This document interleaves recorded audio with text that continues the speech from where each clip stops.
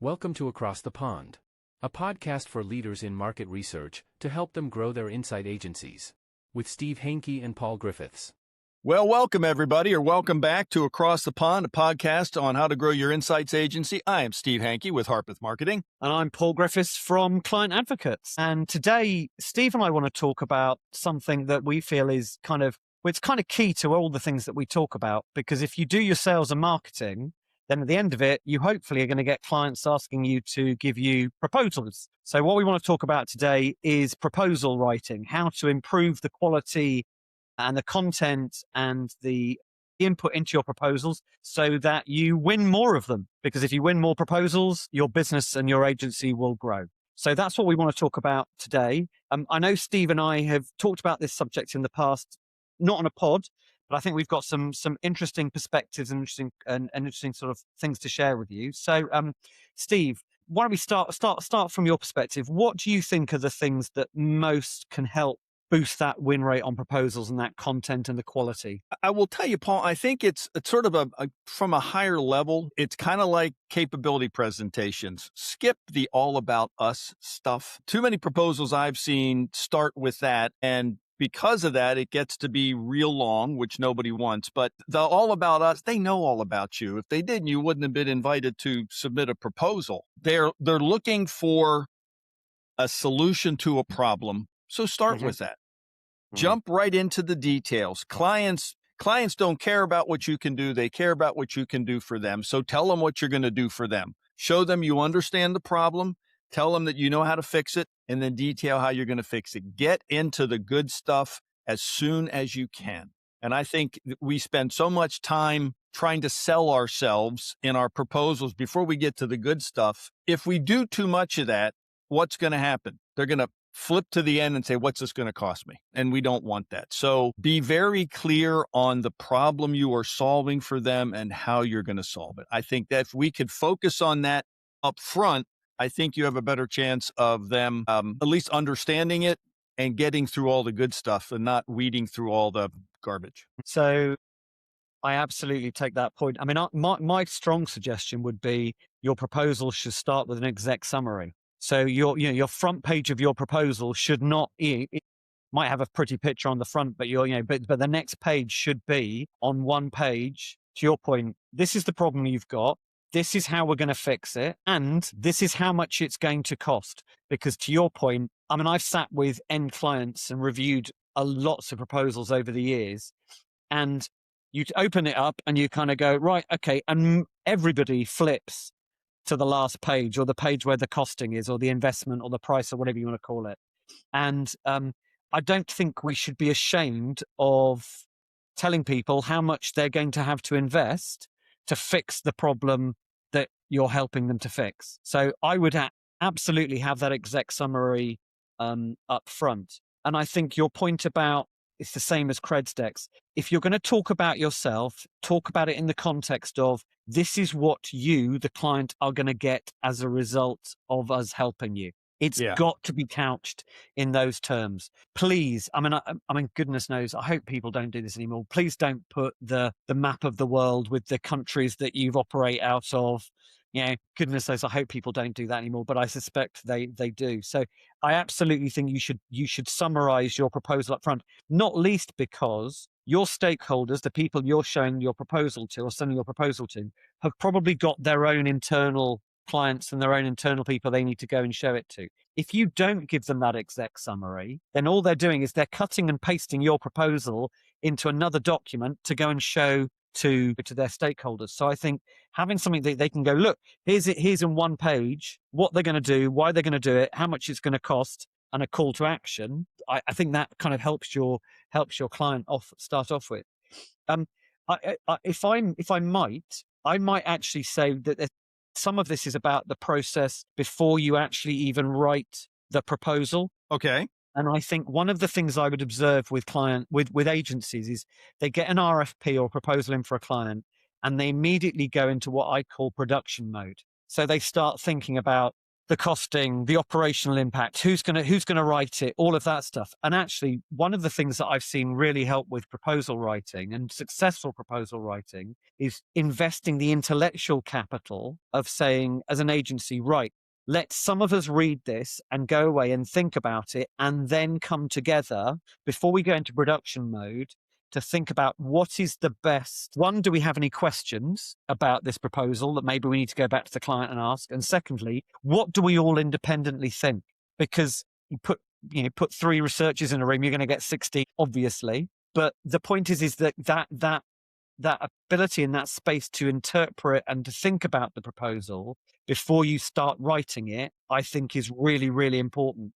And brainstorming what that looks like. And I thought it was this, and well, that's funny because I thought this was quant. Oh no! I definitely picked up the fact that maybe we should do some qual with this. That sort of kind of debate and discussion, I think, helps the quality of the eventual proposal output. I like that. Let me tie that into another idea if I can. I am a fan of offering more than one option. Okay. For lack of a better term, a good, better, best, a more expensive, a middle expensive, and a least expensive. And I'm not a pricing psychologist, but it's interesting what happens when you do that. And they'll look at things that they maybe thought were expensive aren't so much, and things that aren't expensive, maybe they think they are if there's only one option. But if you give them options, they've got points of comparison. And I have been doing this now for a while on our Harpeth Marketing's proposals. And what I have found almost every time is they take the middle option. So I think, to your point, brainstorm. Let's figure out what is this. Should it be quant? Should it be qual? What's the best way to do this? Well, maybe there's more than one way to help them achieve their goal. And maybe there's, they get slightly different outcomes because it's 3 different ways to do it, or 3 different.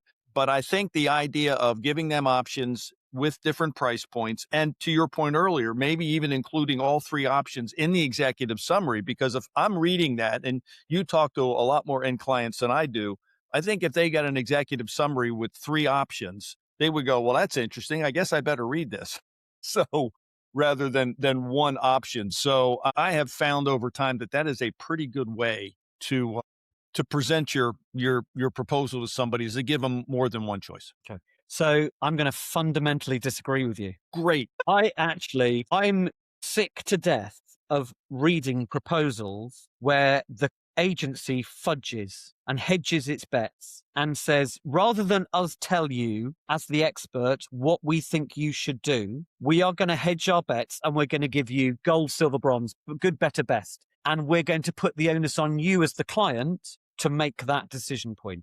Now, there's an argument that says you should ask the client what they want as part of the process. So if you say, we were going to give you the option that we think is the right one, but we can give you some other ideas as well, get their feedback on that. But I think our job as an expert in writing these proposals is to give the client the right option at the right level of quality, in the right timeline, and at the right level of investment. And I think if we've done our jobs properly and we've taken a really effective brief from the client, then I think that's the opportunity. And I think if you are going to pitch other options, you absolutely have to sell them in. So you have to explain the rationale for this approach. So my at the very least, this is our recommended approach, and this is our recommended level of investment and quality. If you decide you want to spend more money because you want more reassurance or more decision confidence, then we can make a recommendation that includes this. Equally, if you decide that the decision level of confidence is not such that you want to spend all of this on, then here is a quicker, faster, cheaper version of what we're suggesting. But I think I think clients are so time poor and so stressed. If they've got a competitive pitch and they've got 4 or 5 proposals out there, and they're trying to triangulate 4 or 5 proposals, and each of those 4 or 5 proposals has got 3 options in it, they're suddenly looking at 15 choices. And it's discombobulating. And it's, honestly, I've sat with clients and they've gone, this is just annoying. This is the agency not understanding our needs. So, I think what I would say is I would leave it up to the listeners to decide which approach they want to go for. But I would be, if you're taking a really good brief and you're understanding the client's needs and you are really getting under the skin of what they want and the problem they're trying to solve, then you should have the courage of your convictions and your expertise to make a focused single recommendation on what the methodology, approach, price should be. And I understand that, but I'm not sure they're mutually exclusive. I mean, I agree with you. I think here's our recommendation. But if you're willing to look at some other options, here's one or two. I agree. I think they're looking to the vendor for the recommendation. They're looking for direction. And if you're right, if you just say, here's three, pick one, then you're right. You're kind of confusing them, I think. But if you can make a recommendation, this is the one we think, but there are some other reasons, and here's why you might want to consider them, I think that's okay too. So I think we're both okay on this one. But the other thing I would say is that this comes back to, and I've just talked there about taking a good brief from a client. I actually think most RFPs that clients send out to agencies aren't actually that clever or that good. And one of the things I do when I talk to end clients and talk about, I ask them, how would you rate your RFP production? And they always give me, oh no, I think we're pretty good. And then you can kind of, you poke away, and actually what becomes apparent is they know that they're not probably giving the RFP in a lot of cases the effort and the kind of the time that it deserves. And they're embarrassed about that, but that's just the reality. So I think if you get an RFP if you as an agency, you get an RFP from a client, I would almost be so strident as to say, if they are not willing to give you a briefing call to explain and for you to question the RFP and to understand about their needs more, you should probably no quote or decline to quote. Now I know I know that's punchy, but honestly, if this is an important or a kind of a brief that matters, then I don't think it's unreasonable to ask the client to spend half an hour, 45 minutes of you asking them questions, understanding more of the context, filling out all the bits of the brief that are missing or not necessarily that clear, or where there's questions in your mind, to be able to give them a really top quality proposal. Yeah, I think what you said earlier is right, Paul, and I agree with you. I think it is the responsibility of the agency to probe and to find out everything they need in the discovery phase, in the getting to know you phase, in the understanding the problem phase, so that you can go back to your team and say, okay, this is what we need to solve for. And if you don't have a clear picture of what you want to do, what you want to get accomplished, I agree with you. Either go back to them and ask more questions or walk away. It's too easy to miss it completely if you don't have all the information, and then you just set yourself up for failure. Yeah. So I agree with you. I think that makes perfect sense. And I think that's incumbent on the agency to do the work up front, even if it takes. We're all so excited to get the chance for a proposal, right? We just want to get in there and we want proposals. That's how we measure our success as agencies and salespeople. But you got to spend the time up front. And so don't rush to a conclusion. Take the time. And that's where that kind of brainstorming process, when you first get the RFP, rather than lurching into the excitement of, we've got one, let's write it. Oh my God, we've got the answer. Spend that time. And then once you've had that brainstorm and you've debated the different kind of perspectives on what the brief is asking for, then you can go back to the client and say, look, we've got some questions about this RFP. Can we have a call with you where we get on and ask you those sorts of questions and clarify some things, and most importantly, start to test some solutions? Because the really good proposal writers, I think, start to plant ideas and start to co-create in that briefing call.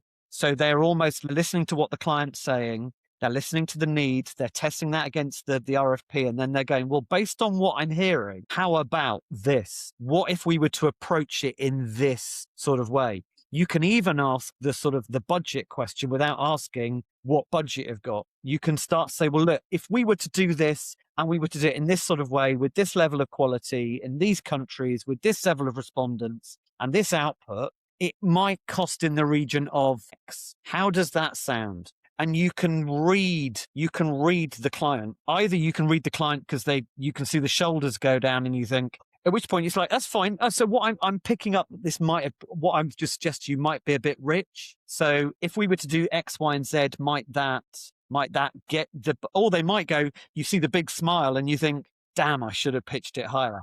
Exactly. But we know clients don't like to be asked, have you got, what's the budget?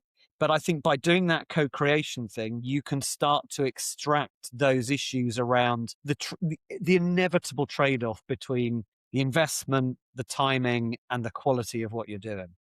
I think you're right, Paul. I think you have to get some sense of the budget, because you don't want to be so far over budget that you won't even be considered, or so far under that you don't have a chance to actually solve the problem. So I think it is fair. Maybe you don't ask that in the first hour of the conversation, but you do get to that over time with there's a lot of other questions too, right? Who else is going to be making this decision with you, and what's your time frame on? There's a lot, obviously, there's a lot of questions, but getting a sense of the price is an important part of this. And that point you just raised there, though, just springs in my mind about understanding the other stakeholders. One of the things I would observe is agencies very rarely ask the question, what is the process after we submit the proposal? So they don't have a real sense of timings or on who else is getting involved in it and what more they can do. Because, proposal win rates is not just indicated by writing of the proposal, it's to follow up and what you do after you submitted the proposal, and how do you follow up on that? How do you kind of keep it ticking over when the client's struggling to make decisions and things? So I think understanding what the process is post-proposal submission is also an area where you can then help influence and understand what people's challenges and problems are, so you can help them overcome them. Can I shift gears real quick? Yes. Yeah. Just to talk about the makeup of the proposal, I think some guidelines that make sense. Like I'm a big fan of the KISS method, right? Keep it simple, stupid. I think the easier we make it for a buyer to read, the cleaner the layout that we have for them to get through it, lots of white space. If you need a chart or a graph or an image to help explain something, include it, write it at a 6th to 10th grade level so it's easy to consume. I think all of that is important in making your information easy to understand, and easier to understand, better chance to have of you selecting you as the supplier. Yeah. I think that's absolutely right. And I think, what I would observe, actually, interesting enough, and I think I mentioned this on a previous pod, I think proposals are actually getting better at the moment, because I think agencies are starting to use AI to help design and write them more effectively and to critique them. So I think that's absolutely the point. There are two things that I would ask you to try and think about when you're writing proposals. One, think about your team sheet. So I see this quite a lot. I see proposals where this is going to be your agency team working on this project, and it's a set of photos of headshots of people and then some fairly anodyne vanilla bio. Bob has worked for 25 years in CX. He's also got a passion for new product development, and he likes playing tennis at the weekends. It's so lazy. I'm going to say it's lazy. You should be writing team sheets that are specific to the program and the proposal you're writing. And every single person on that team sheet, you have to demonstrate and evidence why that is the right person for this job.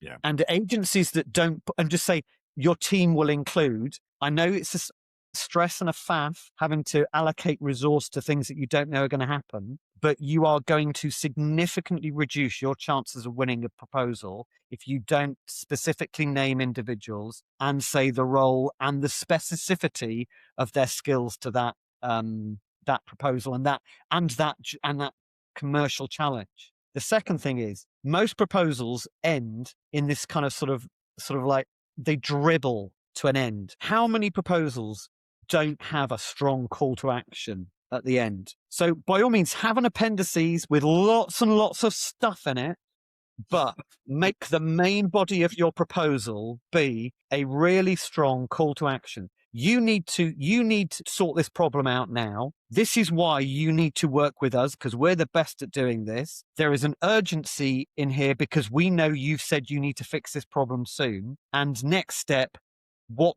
we will call you in a week's time to talk about a commission. Having that really strong end to a proposal rather than having the price sheet or the investment sheet and then a load of appendices, again, it changes the tone of what you're doing and brings it back to that front executive sheet of this is what's important to you. This is what you're trying to fix. We're the agency that can help you fix it most effectively. So they're my two kind of, make sure you've got a team sheet and maybe make sure you've got a strong call to action at the end.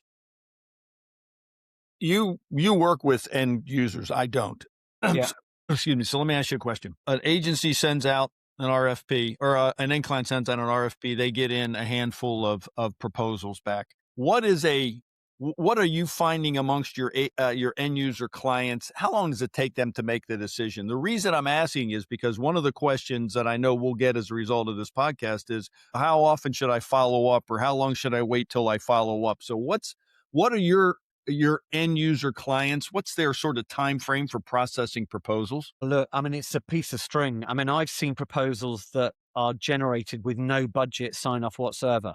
So they're basically getting ideas to then go, to take out stakeholders and go, look, if we were to run this in this way, and this was going to be the level of investment, do you support that? Can we have the budget to do it? So on the one extreme. On the other extreme, it might be, holy moly, we've got a short-term issue that we need to fix next week. And actually, we've only gone out to one agency. We're not telling them that, but we're going out to one agency. We've asked them to write an email proposal kind of response, and we're commissioning it like that. I think there is no set timeline. What I can see over the whole piece is decisions are taking longer internally. Clients are more risk adverse. I think they are struggling to get the bandwidth of stakeholders internally to test ideas with them. So therefore, when you are writing a proposal, I come back to it has to be absolutely fit for purpose and designed based on the briefing where you've said, right, you've already kind of sold in the idea of what you're going to do and how you're going to do it. And then you do need to follow up, but follow up not in that sort of, any news on that decision yet? Just in case you hadn't, they know they've not made a decision. They're probably slightly embarrassed about it. They're probably slightly awkward about it. They've not had any training about how to deal with vendors and how to manage vendors in that embarrassing situation where it's kind of like they thought they were going to do this, but they've got 14 other requirements and priorities and all the rest of it. So I think it is, you follow up, but you need to follow up in such a way that you don't make them feel lousy about themselves or, or kind of increase that sense of guilt. Thank you very much, Steve. I hope that's, to our listeners, I hope that's given them some inspiration and ideas about how to improve proposal rates. We've got another episode coming out where we're talking about questions that people have sent in. So maybe we might get a question or two within our next episode. But until then, Steve, thank you very much for your time as ever. Really great to talk to you, and I will see you soon. Thank you, buddy. As always, great. Appreciate the insight, and particularly because you work both sides of the street, so I think that's particularly helpful. So thank you very much, and I'll see you next time, and thank you all for listening in. All right. Cheers, dude. Take care. Bye-bye. Thanks for watching and listening to Across the Pond. Get in touch with Paul at clientadvocates.co.uk and Steve at harpethmarketing.com. Look forward to seeing you next time.